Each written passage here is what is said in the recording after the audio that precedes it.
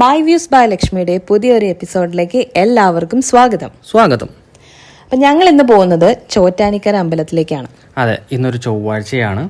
അപ്പോൾ കുറേ ദിവസങ്ങളായിട്ട് ചിന്തിക്കുന്ന ഒരു കാര്യമാണ് നമ്മൾ ഈ ക്ഷേത്രത്തിലൊന്ന് പോകണമെന്ന്. അപ്പോൾ ഇന്നങ്ങനെ പോകാമെന്ന് വെച്ചു.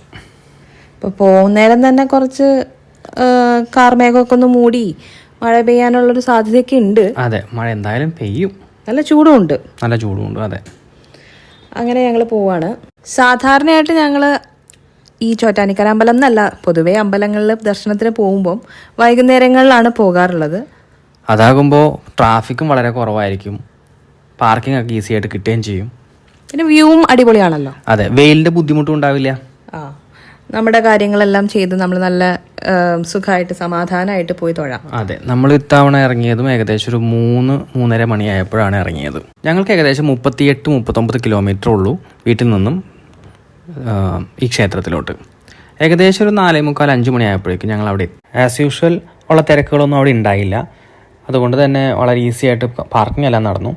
പിന്നെ അമ്പലത്തിൻ്റെ വടക്ക് ഭാഗത്തുള്ള സ്ഥലത്താണ് ഞങ്ങൾ പാർക്ക് ചെയ്യാറ് സാധാരണ. പിന്നെ നിങ്ങൾ ചിന്തിക്കുന്നുണ്ടാവും ഈ അമ്പലത്തിൽ പോകുമ്പോൾ എങ്ങനെയാണ് പോപ്പിയും കൊണ്ട് പോകാമെന്ന്.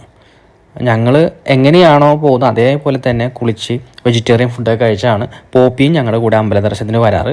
അവൾ അകത്തോട്ട് പോകാറില്ല. ഞങ്ങൾ 2 പേര് ആദ്യം പോയി തൊഴും, 2 പേര് കൂട്ടിരിക്കും, അതിൻ്റെ അടുത്ത 2 പേര് പോയി വരും. ഇങ്ങനെയാണ് ഞങ്ങളുടെ ഒരു പതിവ്. ദർശനത്തിനായി സത്യത്തിൽ കാറിൽ നിന്ന് ഇറങ്ങിയപ്പോൾ തന്നെ തോന്നിയതാണ് ഇപ്പം പെയ്യുന്നു. പക്ഷെ എന്തോ അകത്തോട്ട് കയറിയതിന് ശേഷം ആണ് ഈ പറഞ്ഞ മഴ നന്നായിട്ട് പെയ്തു തുടങ്ങിയത്. അകത്തോട്ട് കയറിയതും നല്ല ശക്തമായൊരു മഴ അങ്ങ് കിട്ടി. പക്ഷെ ഞങ്ങളത് ബാധിച്ചില്ല കേട്ടോ. അപ്പോഴേക്കും ചുറ്റമ്പലത്തിനകത്ത് എത്തിയായിരുന്നു.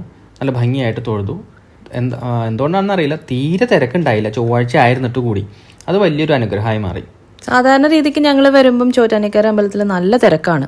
പ്രത്യേകിച്ചും ദേവീക്ഷേത്രം ആകുമ്പോൾ ചൊവ്വാഴ്ച നല്ല തിരക്കായിരിക്കും. പക്ഷെ അന്നേ ദിവസം എന്തോ ഞങ്ങൾക്ക് നല്ല സുഖം തോന്നി, നന്നായിട്ട് തൊഴാനും ഒക്കെ പറ്റി. പിന്നെ ഈ മഴ പെയ്യുന്നതിന്റെ ആ ഒരു എരമ്പലും ആ ഒരു മൊത്തത്തിൽ ആ ഒരു സറൗണ്ടിങ്സ് ഭയങ്കര രസമായിരുന്നു, ബ്യൂട്ടിഫുൾ ആയിരുന്നു, നല്ല വൈബായിരുന്നു. ആദ്യമായിട്ടാണ് നമ്മൾ ആ ക്ഷേത്രത്തിൽ നിൽക്കുമ്പോൾ ഇങ്ങനെ ഒരു മഴ കിട്ടുന്നത്. അപ്പൊ അതൊരു പ്രത്യേക അനുഭൂതിയായിരുന്നു. അകത്ത് കയറിയപ്പോ തന്നെ എന്തൊരു ഭംഗിയായിരുന്നു അല്ലേ.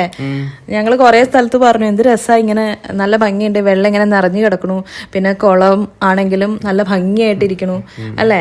പിന്നെ കീഴ്ക്കാവിലോട്ട് പോകുമ്പോൾ ഉള്ള ആ ഒരു ഷോപ്പിലൊക്കെ നമ്മൾ ചുമ്മാ ഒന്ന് എത്തി നോക്കി, ഒന്നും വാങ്ങിയൊന്നുമില്ല, എന്നാലും അവിടെ ചെല്ലുമ്പോൾ അത് കാണാനൊക്കെ ഒരു നല്ല ഭംഗിയാണ്.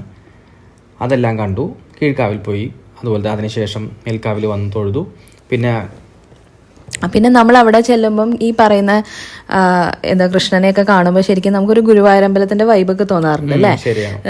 ആകെ കുറച്ച് കടകളേ ഉള്ളൂ നമുക്ക് കമ്പയർ ചെയ്യാൻ പാകത്തിന് ഇല്ല ഗുരുവായൂരമ്പലമായിട്ട്. പക്ഷെ എന്നാലും നല്ല ഭംഗിയായിട്ട് നല്ല രസകരമായിട്ടുള്ള പുതിയ പുതിയ ഐറ്റംസ് കുറേ സാധനങ്ങൾ അവിടെ വെച്ചിട്ടുണ്ട് അല്ലേ.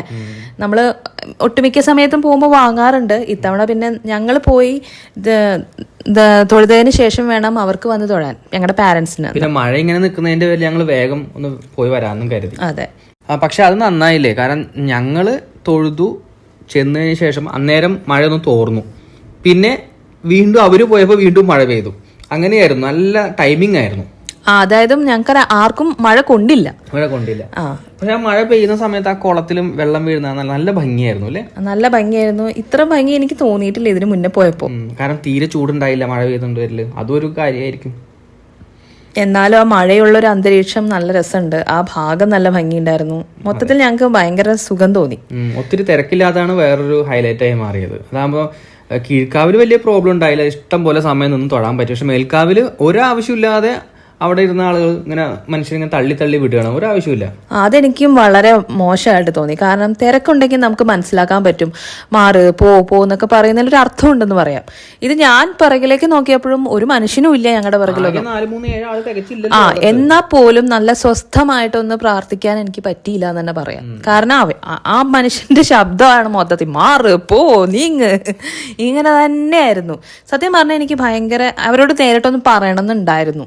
പിന്നെ അമ്പലം ആയതുകൊണ്ടും നമ്മൾ അങ്ങനെ പ്രകോപിതരാക്കുന്ന രീതിക്കല്ല ഞാൻ പറയണമെന്ന് ഉദ്ദേശിച്ചത്, പറഞ്ഞ് മനസ്സിലാക്കണം എന്നുണ്ടായിരുന്നു. പക്ഷെ അവരേത് സെൻസിലെടുക്കുന്ന അറിയില്ലല്ലോ. എന്നാലും അത് വളരെ മോശമായിട്ട് എനിക്ക് ഫീൽ ചെയ്തു. അങ്ങനെ ഞങ്ങൾ ചുറ്റമ്പലത്തിലെല്ലാം നന്നായിട്ട് തൊഴുതു.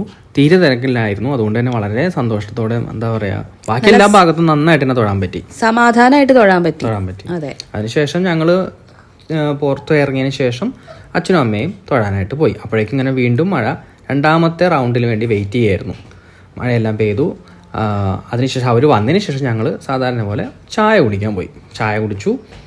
പിന്നെ അടുത്തൊരു മഴ വരുന്നതിന് മുമ്പായിട്ട് ഞങ്ങൾ തിരിച്ച് അവിടെ നിന്ന് പോന്നു. അങ്ങനെ ഞങ്ങളൊരു 6:30 മണിയോട് കൂടി അവിടെ നിന്ന് ഞങ്ങൾ പോന്നു. പോകും വഴി അത്യാവശ്യം തിരക്കൊക്കെ ഉണ്ടായിരുന്നു. പിന്നെ നല്ല ട്രാഫിക് വന്നായിരുന്നു ആ സമയം. പിന്നെ കുറച്ച് കഴിഞ്ഞപ്പോൾ തന്നെ നല്ല മഴ പെയ്തു. നല്ല കാര്യമായിട്ട് തന്നെ പെയ്തു എന്ന് പറയാം അല്ലേ. ആ കളമശ്ശേരി സെസ്സിന്റെ ഒക്കെ അവിടെ എത്തിയപ്പോഴേക്കും നല്ല ബ്ലോക്കും വന്നു, നല്ല മഴയുണ്ടായിരുന്നു. ബ്ലോക്ക് പറയുന്നതിന് അപ്പുറമായിരുന്നു കേട്ടോ. ഞങ്ങൾക്ക് ഗുരുവായൂർ പോയി വരാൻ പോലും ഇത്രയും പ്രയാസം തോന്നിയിട്ടില്ലായിരുന്നു. സമയം എടുത്തിട്ടില്ല. ഇത് ഒരുപാടുണ്ടായിരുന്നു. നല്ല ട്രാഫിക് ബ്ലോക്ക് ആയിരുന്നു. ഒരുപാട് നേരം നമ്മൾ അവിടെ ഇങ്ങനെ കിടന്നു. അതുകൊണ്ട് ഞങ്ങൾക്ക് ഇത്തിരി പോന്നപ്പോൾ ഞങ്ങൾക്ക് ഇത്തിരി ക്ഷീണമൊക്കെ തോന്നി അല്ലേ. അതെ, എന്നാലും ഒരു 8:30-9 മണിയാകുമ്പോഴേക്കും ഞങ്ങൾ വീട്ടിലെത്തി. ഒന്ന് ആലോചിച്ച് നോക്കും, ഞങ്ങൾ ഈ എറണാകുളത്ത് തന്നെയുള്ള ആൾക്കാരാണ്, എന്നിട്ട് അവിടെ നിന്ന് ഇവിടം വരെ എത്താനായിട്ട് ഇത്ര സമയം എടുത്തിരിക്കുന്നു. അതെ, അപ്പോൾ അങ്ങനെയാണ് ഞങ്ങളുടെ ഇന്നത്തെ ദിവസം, അല്ലെങ്കിൽ ഈ ഒരു കൊച്ചു വ്ളോഗ് നിങ്ങൾക്ക് ഇഷ്ടമായെന്ന് കരുതുന്നു. അപ്പോൾ ഇനി അടുത്തൊരു വീഡിയോ ആയി വരുന്നത് വരെ എല്ലാവർക്കും ബൈ. Thank you.